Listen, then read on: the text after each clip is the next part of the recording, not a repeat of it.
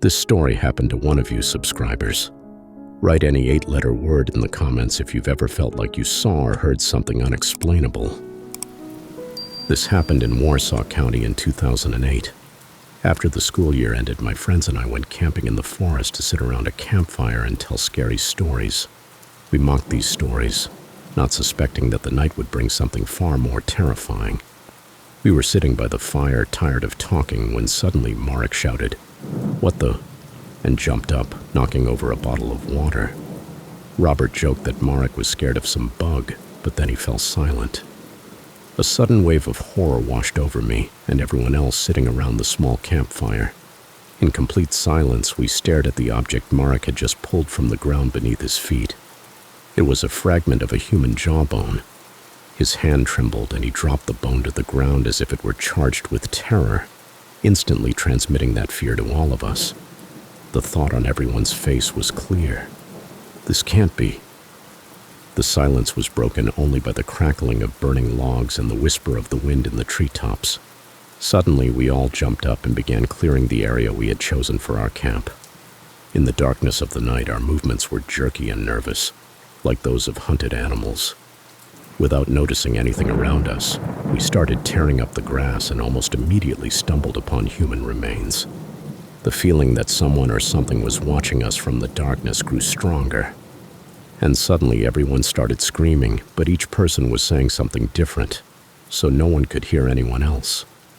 Our voices merged into a strange cacophony, as if the forest had come alive and was speaking with thousands of voices at once.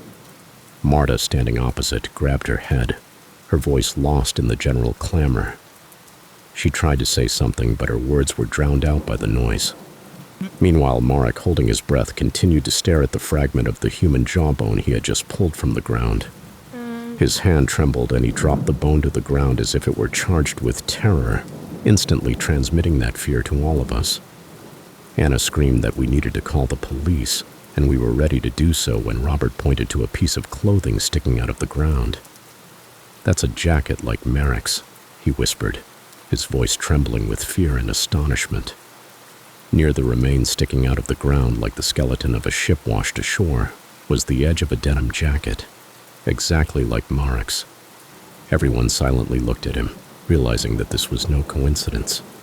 His jacket had been made by our friend Marta, who now stood opposite, watching in shock at what was happening. Marek's heart beat faster as he dared to pull at the edge of the deceased's jacket. He began cautiously, but the more the jacket unfolded before him, the more he realized it was an exact copy of his own. Our gazes now turned to Marta, expecting an explanation from her. Pale as death, Marta, clutching her hands to her chest and gasping for breath, stepped back step by step. I didn't. Her words hung in the air like the echo of something terrible. She couldn't finish the sentence, but in the depths of each teenager's mind, her terrifying answer had already appeared. I didn't make 2 jackets. Suddenly, she tripped over a stone and fell, as if an invisible force wanted to stop her from revealing the truth. Tomasz approached to help her up, but when he pushed the stone, something about its shape seemed strange to him. The stone revealed a white, shiny surface. It was another bone. Despite the fear, we began to dig up the bones, and what we saw made our souls freeze in horror. Beneath the ground lay Marta's remains in the same clothes she was wearing now. Her face was unmistakably recognizable, though distorted by time and earth. We were seized by hysteria. Screams, cries, and despair mixed into an unbearable din. Marek, clutching his head, screamed, "This is impossible." I, sobbing, repeated, "This can't be true." Tomasz, with eyes full of fear, rushed around mindlessly, seeking escape from this nightmare. But Robert, despite the panic, pulled himself together and loudly said that we should calm down and try to find a way out. His words sounded like the only ray of hope in this sea of horror.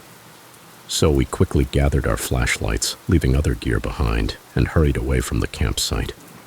The flashlights cut bright cones of light in the darkness, illuminating the path. The forest seemed even darker and more sinister, every shadow appearing alive and hostile. However, in our haste, we didn't notice that we had lost our way. Tree branches tangled in our hair, and roots tripped our feet. We ventured deeper into the forest, hoping to find an exit. But with each step, the sense of unease only grew stronger. The trees all looked the same, and the paths were confusing. A deep silence surrounded us, broken only by the whisper of the wind in the treetops and the distant song of birds. Each member of the group felt a slight tremor in the air, as if the forest was breathing with us, mysterious and alive. Finally, stopping to catch our breath, we realized we were lost. The forest seemed to close in around us, with strange sounds echoing from all sides, making us look back. Everything around was enveloped in an eerily mystical atmosphere that engulfed us more with each step. Tall old trees with branches reaching for the sky created a natural dome, and we all felt trapped. Robert tried to calm everyone down, but there was tension in his voice. Fear flared up with renewed intensity. The forest seemed like an endless labyrinth, and our steps felt futile, leading nowhere. The feeling that we were not alone grew stronger in our minds. Suddenly, I felt something touch my shoulder and jumped back in fright.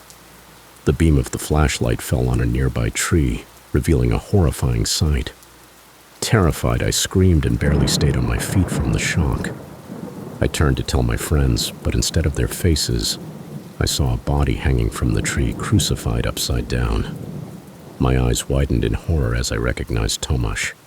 His face was pale, his eyes closed, and his mouth open as if he had screamed in his last moments. I screamed again, but my cry was drowned out by my own fear. I ran away from what I had seen, not even noticing that my friends had followed me. I didn't know where to run, but I knew I couldn't stay. We ran without stopping until we emerged into a field surrounded by tall grass. In the middle of the field stood a twisted tree, with branches that looked like bony hands reaching for the sky. Suddenly, Tomasz remembered a story his grandfather had told him when he heard where his grandson was going. The story claimed that deep in the forest, there was a field where the ground looked scorched and dry, forming a perfect circle. In the center of this circle stood a crooked dead tree that seemed to radiate sinister energy. According to legend, this place was associated with ancient rituals and magical ceremonies that had been performed there many centuries ago. His grandfather had warned Tomasz to avoid this place, but it was in vain. Now I didn't understand how we ended up here. We stood, breathless and frightened, when a tall skeletal man appeared from the shadows. His face was grotesque and barely visible in the darkness. He beckoned us with a long, thin finger, a gesture that seemed both an invitation and a threat. But before we could react, he disappeared into the forest, leaving behind only a sense of unspeakable horror. We stood there, not knowing what to do next. Our hearts pounded wildly, and fear completely clouded our minds. What was that? Why was this happening to us? And most importantly, how could we escape this sinister place? The forest surrounded us like an impenetrable veil, and it seemed there was no way out. At that moment, Robert cursed loudly. Fear and helplessness clouded his eyes like a veil and weighed down his soul. So he followed the skeletal man, calling out to him and trying to lure him out to explain what was happening to us and what kind of devilry was going on around us. We all hurried after Robert, urging him to stop and not follow the stranger, saying we would find a way out without that creature. But in the forest, Robert suddenly stopped, and Anna bumped into his back and almost fell. She peeked over his shoulder and froze just like him. Trembling, we walked around them, and a horrifying scene unfolded before us. On the ground lay the bodies of Robert and Anna in an embrace, as if they had sought refuge in each other. The bodies were already decomposed, showing that they had been there for no more than a week. This sight evoked horror and disgust, causing Marta to vomit. We turned to the real Robert and Anna, but they were no longer there. We began to look around in fear, searching for the pair. But when we turned back to the bodies, we saw that now the real Robert and Anna lay dead on the ground in an embrace, blood flowing from both, soaking the earth and the roots of the trees. My heart froze with terror. I felt reality shattering into pieces, as if this forest was devouring my soul. Every step, every glance filled me with a new level of horror, but what I saw now broke the last remnants of hope for salvation. Suddenly, a frightened Tomasz raised a trembling hand and pointed at me. He noted that they had seen the bodies of everyone except mine. I saw everyone freeze, contemplating his words. They turned to Tomasz, and an unspeakable horror was reflected in his eyes. I felt the doubts of the others as they tried to decide what to believe. They dismissed the thought, claiming Tomasz was making things up out of fear and panic. But the atmosphere and the relentless facts he voiced began to convince Marek and Marta. They focused on me, trying to find something suspicious in my behavior. Gradually, the tension grew, and their accusations became more aggressive. My friends started shouting at me, their words filled with fear and rage. The atmosphere thickened with tension, and eventually they couldn't take it anymore and lunged at me. I tried to push them away, to shield myself from the blows, but it was futile. The hits were chaotic and brutal, driven by panic and despair. But I managed to break free from their grasp. My body burned with pain, but fear gave me strength. I dashed into the depths of the forest, leaving behind my former friends who were no longer themselves. They had turned into phantoms, horrifying visions that had lost their minds in the sinister forest. I ran without looking back, feeling my heart pounding in my chest like mad. I stumbled over tree roots, crawled through thick bushes, but didn't stop. The only thought was to find a safe place to hide. Finally, I found a small pit under an old tree. I fell into it, holding my breath and trying to calm down, to become as inconspicuous as possible. My body trembled with fear and pain, and only one question echoed in my mind. What is this terrible place, and how can I get out of here alive? Tomasz, Marek, and Marta remained standing, trying to decide what to do next. I watched as they hesitated in the middle of the forest path. Suddenly, Tomasz approached his friends and said something to them. Marek and Marta nodded, continuing to whisper. Tomasz went deeper into the forest while they stayed behind, looking at each other. But Tomasz didn't return, so Marek and Marta started calling for him. Time passed, and he still didn't appear. Finally, they decided to go look for him. I cautiously began to follow them, hiding behind trees. They moved carefully, listening to every sound. The forest seemed even more sinister, every rustle of leaves reminding them of an unseen threat. Suddenly, they froze, and I followed their gaze. They had found Marek. He stood with his back to them, motionless and silent. As they approached, a sense of something sinister and horrifying engulfed me. I suddenly felt as if someone else was present, someone invisible and terrifying. At that moment, Tomasz turned around, and at that moment, an invisible force slashed his face, revealing a ghastly wound. Crimson-black splatters flew from his face, and he barely whispered, "Run." Before we could react, something abruptly dragged Tomasz into the depths of the forest. He disappeared, leaving behind only a sense of unspeakable horror. Marek and Marta stood stunned, and I seemed to feel their fear. Or perhaps it was my own. I realized that this place was not just dangerous. It was alive, and it wanted their demise. I knew we had to flee, but where? I continued to watch Marta and Marek as they trudged through the forest, searching for an exit. They were utterly exhausted and had no idea I was following them from behind the trees, fearfully clinging to the trunk. Exhausted from the horror and constant running, Marta and Marek stopped in a small clearing surrounded by dense underbrush. They walked to a large wooden log and sat on it, as if afraid to separate. Suddenly, they looked up at the sky, seeking some solace in the starry night. I followed their gaze, and my heart froze with astonishment and fear. 2 moons shone in the sky. It was a sight so unusual and eerie that the reality around us seemed completely broken. Overwhelmed by a sense of inevitability, I couldn't hold back my tears. They streamed down my cheeks, mingling with fear and despair. I watched my friends trying to find anything that could help us escape. And then I froze. I realized that Marek and Marta had been sitting in the same clearing they had arrived at. But this time it was empty, without any belongings. I stood still, understanding that this was the end.